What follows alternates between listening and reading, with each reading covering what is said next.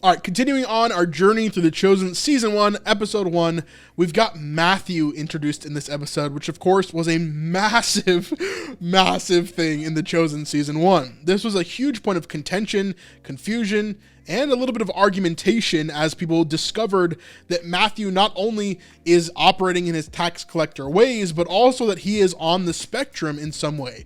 Of course, this is not articulated within The Chosen itself, but Dallas has told us from Season 1 that Matthew is supposed to be written as if he is on the spectrum of autism.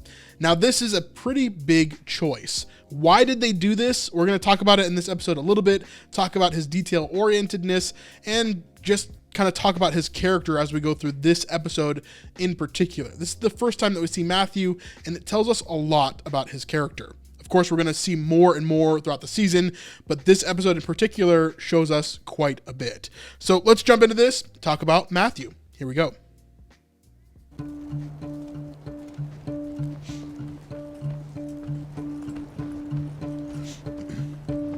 So first things first, we see Matthew is in a very, very nice home.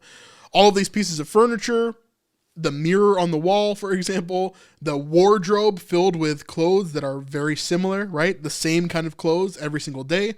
This, of course, points to his autism and points to him being on the spectrum, as he would want to have similarities every day, have something that is kind of programmable in his life, right?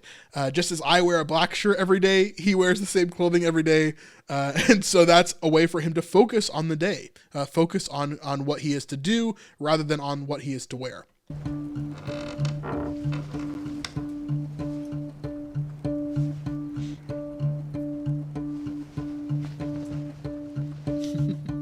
So he's deciding between the same piece of clothing on what he's going to wear here. He puts that on.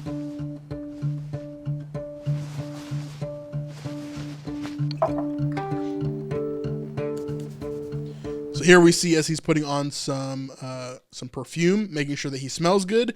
And here we see that he owns about 6 or 7 pairs of sandals. I think in total it's 6 pairs.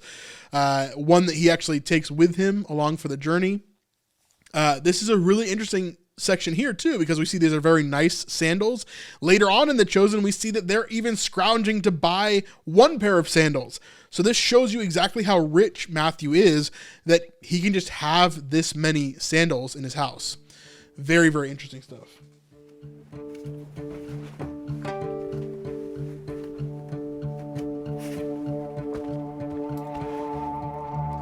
And of course, his handkerchief that he has with him at all times. This is going to be a key piece for Matthew as he goes throughout his journey in The Chosen. This handkerchief is going to become very important for him. It's kind of a security blanket, and you'll see that throughout every single scene that he's in. You can see here as well that Matthew has some sort of courtyard. This is still his home that we're seeing here. He has some sort of courtyard in his house, and he has at least 2 servants here that are taking care of different things, including giving him his things for the day as he heads out the house.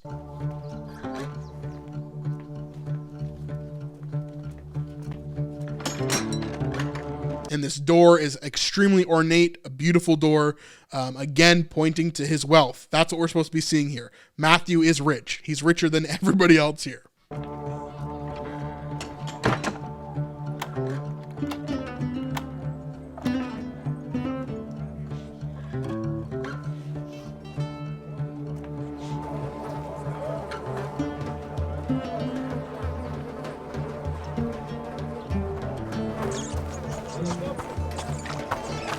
So he gets spooked from the rats, and he steps in probably donkey excrement. And obviously that's going to put a real big damper on his day here.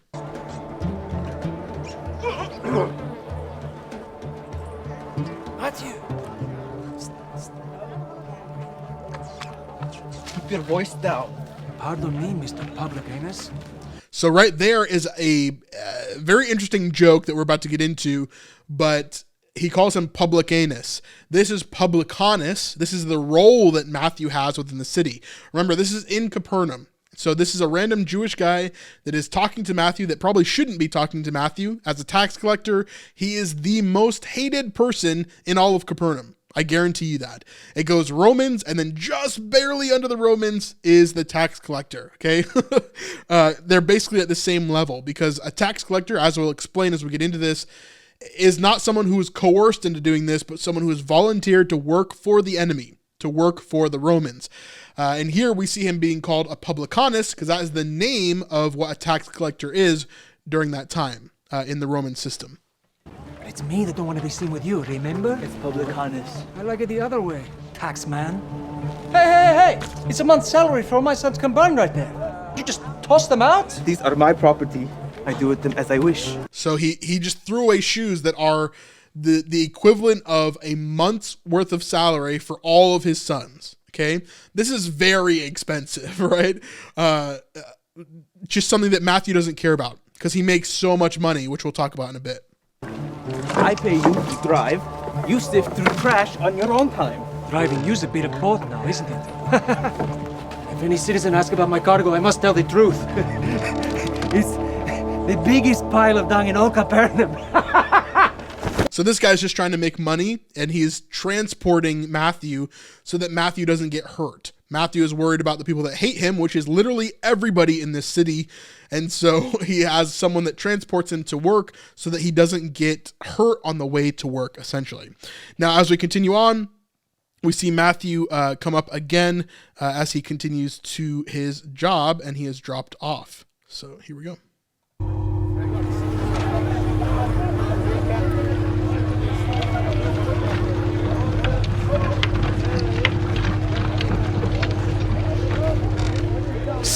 This is your stop. Wait. And the size of Capernaum is not very big. So if this was a cart ride, it would be like a 3-minute cart ride. Like it would not be very long at all. If carts could even fit in between the buildings in Capernaum, because it was a pretty packed place. It still is, if you go there today. So quite a funny thing here to think about. The journey would not be like this 15-20 minute journey, kind of like we're seeing in the show, the time period in between, but it would be only a few minutes, and then he would be at his destination. But again, it's just to protect him from the rest of the citizens of Capernaum. Wait, this is the far side of the market. Get out. No. This is the job. You drive so I don't walk to the market. It's too crowded. Out. I'll pay you double. Money won't buy this stink of me and my family if I am seen with you. So again, the tax collector is the worst of the worst. In a bunch of Jesus' parables, the tax collector is used to embody the most sinful person. So he says, are you like the tax collector, right? And everybody's like, no, I'm not like the tax collector. That's horrible, right? That is what Matthew is. He is the embodiment of everything that the Jewish people hate because they choose to work with Rome. And we'll talk more about that as we get to the tax booth here. But this guy who's transporting Matthew surely wants nothing to do with him. Out. But the pay must be good enough to make him do it, though.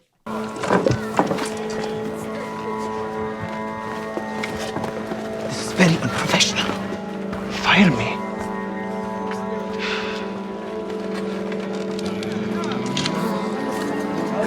So now Matthew has to make it through the crowd and hope that he doesn't get jumped, right? Either by random citizens, or there could be zealots that want to kill him. Because zealots, the order of the zealots, specifically the Sicarii, are very much against tax collectors and Romans, and they could be looking to take out a tax collector and make sure that the Jewish people know, hey, if you're going to become a tax collector, there's going to be consequences for your actions. And so there could be people that are looking to hurt Matthew here. So we'll see. Yes, good. We'll be very happy.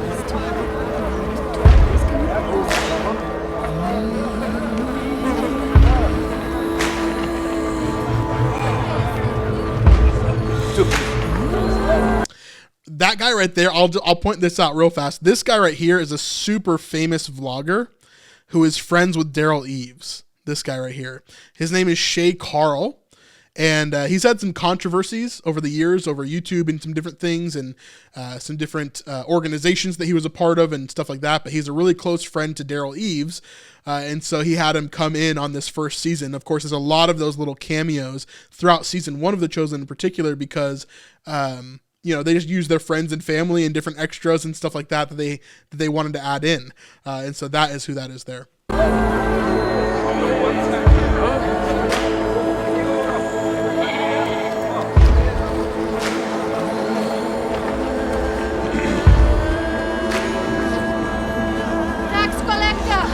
So you see his name is being called out, tax collector. Everybody wants to make sure that they know that the tax collector is nearby, as he's an enemy. I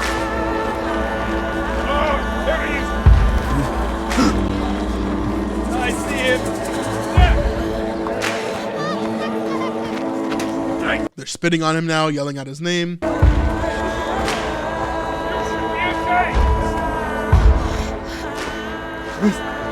you the Messiah? Are you the Messiah? Now, I want you to keep that guy in mind. If you have seen all the way through to season 4, you know exactly who this guy is, and it's very cool that he is in episode 1 of this series, and we're going to come back to him in a long time. If you want to go forward and watch my season 4 content, you can see him there as well. No, I'm not. Please, tell me when he comes. Please.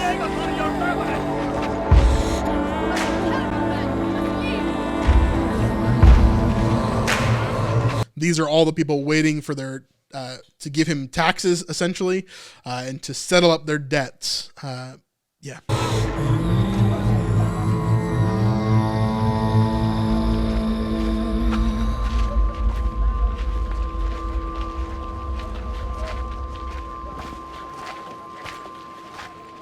You're late, Gaius. I know. Could you feel it? Feel what? Market's on fire today. Everybody's on edge. All it would take is one person to snap, and you are. This is so interesting, too, looking back at Gaius, because this is really the only moment in the series where he is... I guess not the only moment, but definitely the most kind of antagonistic towards Matthew. Pretty quickly, this curbs off, and he becomes admirative or like loving even towards Matthew. Just do your job. Better hope.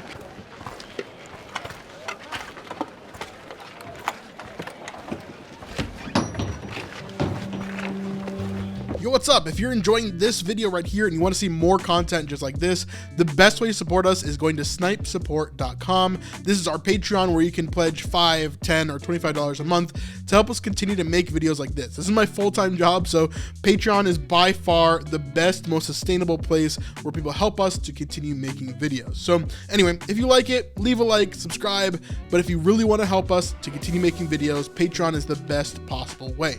Anyway, snipesupport.com, it's in the description down below. Let's get back to the video. So we see that moment there of Matthew going into the tax booth. Now let's talk about Matthew's job here. We're going to see some really interesting things here in terms of Matthew in particular. Let me skip forward to the section with him as they talk about his taxes right here.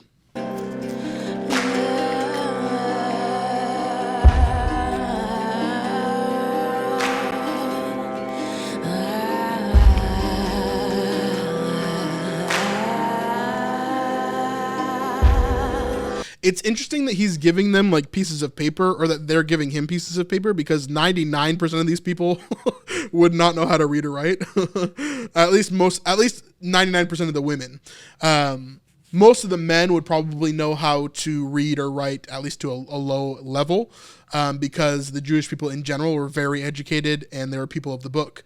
And so the women, though, most of them, if not all of them, would not know how to read or write at all.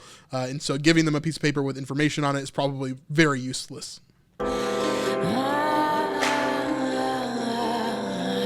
Next.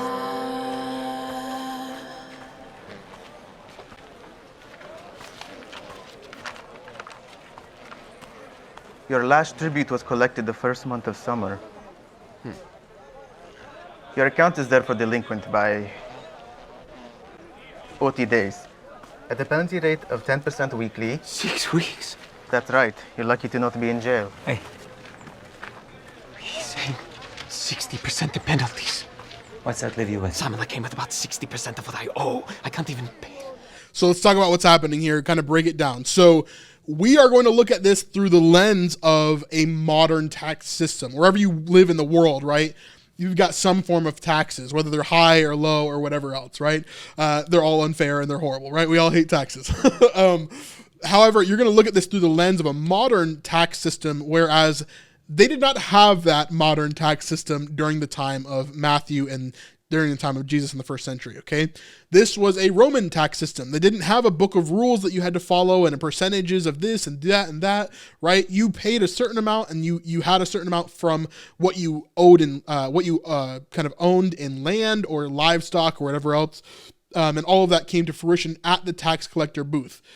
Now, with Rome in particular, how did they actually hire publicans?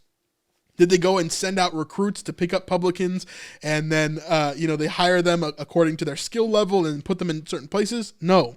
What happened was the Jewish people would actually reach out to the Roman government and say, hey, I would like to be a publican.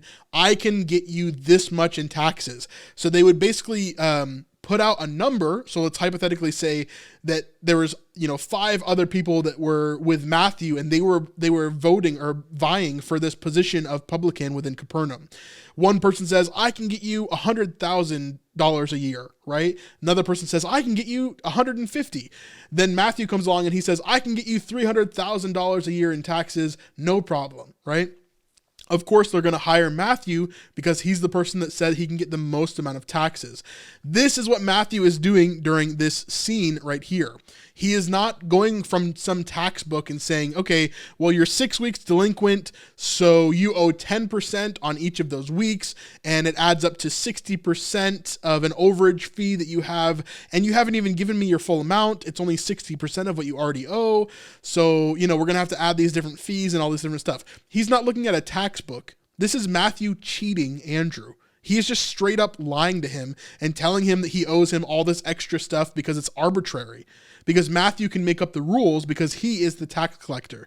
This is one of the reasons why tax collectors were hated in the first century, okay? Because they took advantage of their own people. Not only did they volunteer to Rome and basically go, okay, I'm not going to focus on my people, the people of God, right? I am going to disobey God. I'm going to run away from God, and I'm going to go to our enemies and help our enemies steal from you. And not only did he help steal for Rome, but the reason that Matthew is so rich in the beginning of this episode is because he has stolen from his own people. So what happens in the publican system is Matthew says, okay, Rome, I'm going to get you $300,000, right? But what he does in the tax collector's booth is exactly what he's doing to Andrew here, where he says, you owe me 60% on top and blah, blah, blah, blah, right? And so he is cheating Andrew out of the money. So instead of getting $300,000 for the year in total, what he actually collects is $500,000 for the year in total, and he pockets the other $200,000, right? So that is why the tax collectors are so hated. That is why Matthew is so hated. For years, he has been taking advantage of Andrew, Simon, John, James, Zebedee, Eden, right? Everybody that's in Capernaum. That probably includes Philip at some point as well. So in scripture, we see as Matthew is this tax collector. The reason why they call him a tax collector is because they want you to know the transformative power of Christ. Because Matthew is a horrible person. Like really the worst of the worst. Hated among, like more than anybody else. He is the guy that they would dislike, right? So let's continue on in this episode and see what else he does here, because there's some pretty sleazy things that you might not have noticed on a first watch through. We're ruined. Oh, now it's we. It's a high number. I say this based on your tribute history and future prospects. How do you choose to square your account? So watch what happens here.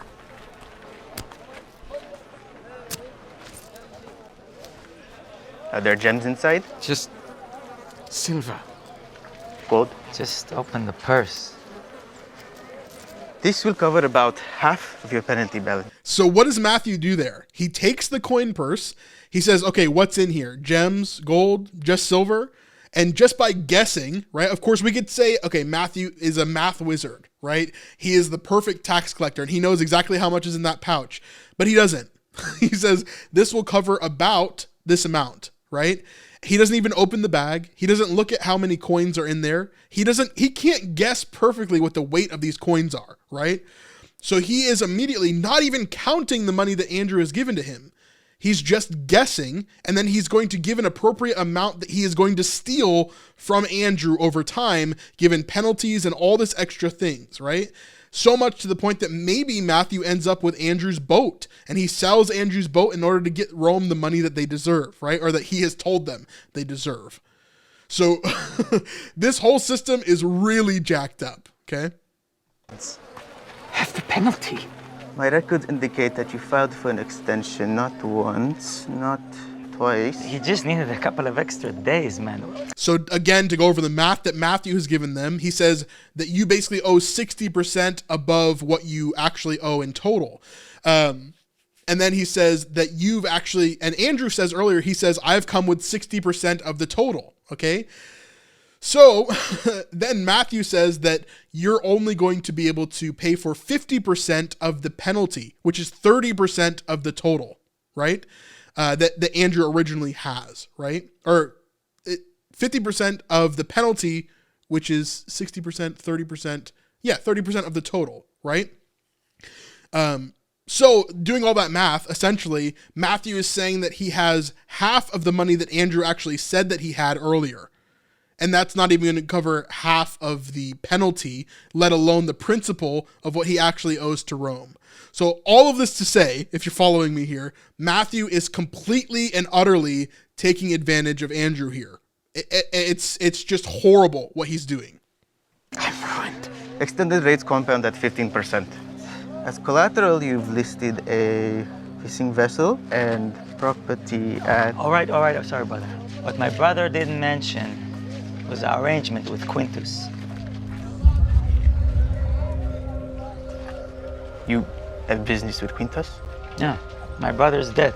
And a year gratis for both of us. So a year gratis for both of us. That means a year free of tax for the both of us. And that's the deal that Simon has made with Quintus. And of course, we'll go over that in his section there. Now, overall, we see that Matthew is kind of perplexed by this. He says that he is going to check on this with Quintus. And that's kind of where we see this episode end for Matthew specifically. Of course, we'll get into a lot more of this. But this episode gives you a great idea of where Matthew is coming from before he meets Christ, before all of this, right? He is not a Jew of Jews, right? He may call himself a Jew in nationality, but in his life, he is not a member of the Jews. In fact, the Romans hate him. The Jewish people hate him. Pretty much, he has no friends except for the servants that he pays to be in his house, right? Matthew is not in a good place when we start the beginning of The Chosen. He is in a very hard place, and it's going to take a long time for him to deal with a lot of the problems that he dealt with from the very beginning here. A lot of the problems that he started, a lot of the problems that he caused within Capernaum. It's going to take a long time. So anyway, that is Matthew from episode 1 of season 1. There's a lot of really interesting stuff that continues with him. So stick on for that. And of course, check out our other deep dives as we go into the rest of the season 1 and throughout all of it here. So let me know your thoughts in the comments down below. We'll see you on the next one. Peace.